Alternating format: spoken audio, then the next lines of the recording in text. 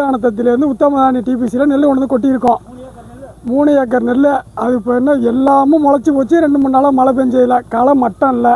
களை மட்டம் இல்லை. அவங்கள கேட்கறதுக்கு மட்டமாக உள்ள களத்தில் கொண்டு நெல் கொட்டுறோம் அப்படின்னு சொல்கிறதுக்கு அவங்க மூட்டை அடிக்கிட்டு களை மட்டம் இல்லாமல் கிடக்கு.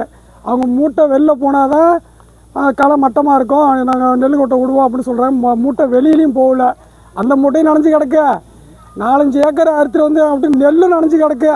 இதுக்கு என் வீட்டு இப்போ இத்தனை நாளாக 10 நாள் 15 நாளாக அலையிறது தான் நாங்கள் மிச்சம். நெல் முளைச்சி கிடக்கு. யாரும் பிடிக்க மாட்டேன்னு சொல்கிறாங்க. அரசு அதிகாரியை வந்து இதுக்கு தகுந்த நடவடிக்கை எடுக்கணும். களத்தை மட்டம் பண்ணி கொடுக்கணும். மெயினாக களத்தை மட்டம் பண்ணி கொடுங்க. எங்களுக்கு விவசாயிக்கு ஒரு நல்லது செஞ்சு கொடுங்க. எவ்வளோ நாளாக நீங்கள் நெல்லை கொட்டி காத்துருக்கீங்க?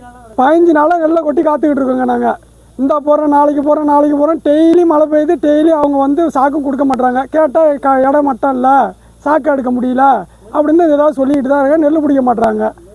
இதுக்கு அரசு வந்து தகுந்த நடவடிக்கை எடுக்கணும். களத்தை மட்டம் பண்ணி கொடுக்கணும். உங்கள் பேர் என்ன?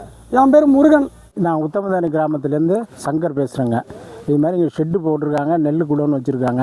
2 வருஷம் ஆச்சு. ஆனால் இப்போ சுற்றுப்பட்ட கிராமத்துலேருந்து நிறைய நெல் இங்கே வர்றதுனால இங்கே ஷெட்டு வந்து போதுமான ஷெட்டாகவும் இல்லை. அதை விவசாயிகள் கொண்டாந்து கொட்டி வைக்கிறதுக்குள்ள இடமும் வசதி பத்தலை. எல்லாம் பள்ளமாக இருக்குது. தண்ணி போகிறதுனால விவசாயிகள் நெல் நனையுது. இதை கொஞ்சம் மோடு பண்ணி இன்னொரு ஷெட் அமைச்சு கொடுத்தா எங்களுக்கு ரொம்ப சௌகரியமாக இருக்கும். சுற்றுப்பட்ட கிராமத்தில் எல்லாம் நிறைய இங்கே வர்றதுனால இது வந்து நல்லா ஷெட்டு வந்து அதிகமாக வேணும். இடப்பரப்பு உங்களுக்கு பத்தாது இருக்கிறதுனால கம்பி வேலி சுற்றி போட்டிருக்கிறதுனால அந்த இடப்பரப்பு இருக்கிறதுலையும் எக்ஸ்டெண்ட் பண்ணி மோடு பண்ணி தரணுமான்னு கேட்டுக்கிறேங்க. இப்போ இந்த ஷெட்டு போகிறதுக்கான நெல் கொள்முதல் வந்து பண்ணணும். கொள்முதல் பண்ணாதாங்க அடுத்த வேகமாக நெல் உற்பத்தியை ஷெட்டில் வச்சு பாதுகாக்க முடியும். இப்போ இருக்கிற நெல் எல்லாமே நனைஞ்சு போய் சேதமடைந்து விவசாயி ரொம்ப பாதிக்கிறாங்க.